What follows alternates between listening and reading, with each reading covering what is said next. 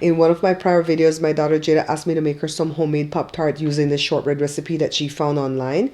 It came out pretty good and she loved it, but I still think I can do a better job using my homemade pie dough. So I need 6 tablespoons of cold butter.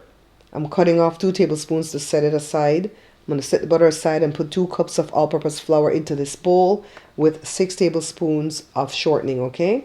2, 4, 6 right here. And then half a cup of granulated white sugar. And then the butter. I'm not going to add any salt because the butter I'm using is salted. I'm grating the butter because it makes it easier to pinch it into the dry ingredients. Now it's time to add cold water. And I just want to add enough to make my dough come together, alright? I'm going to remove the dough from the bowl, do this Fraser technique. And then I'm going to form it into a ball, cut it into 4 equal pieces. I'm going to flatten the 4 equal pieces into like discs. And then stack them on top of each other, put them in parchment paper, wrap them up and put them in the fridge for at least 15 minutes. When I did the prior recipe, I made the filling right here, the cinnamon sugar filling, using 3/4 cup of brown sugar. I used melted butter, 1 tablespoon, half a teaspoon of cinnamon and 1 tablespoon of all-purpose flour. Mixed it up, I used half the amount on the prior recipe and then I have half the amount to use now.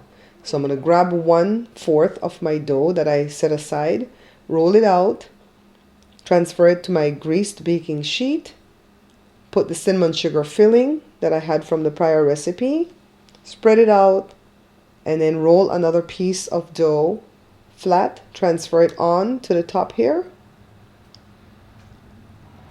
and then I'm going to square it off and then mash it with the fork around the 4 edges. I flatten another piece and I'm putting some Smucker's jam. I flatten the 4th piece and I put it on top and then mash it all around, prick some breathing holes on the top and bake it at 375 degrees Fahrenheit for at least 35 minutes. This is some strawberry glaze that I'm making, powdered sugar, strawberry powder and some milk. Now it's cool. Let's go ahead and glaze the top. On one, I'm going to put the cinnamon sugar on the cinnamon one, of course, and the strawberry on the other one. I only did it on half of each because my husband Joe doesn't like glaze on anything. And I want, he wanted some, so I have to give him some. Let's go ahead and cut the other ones.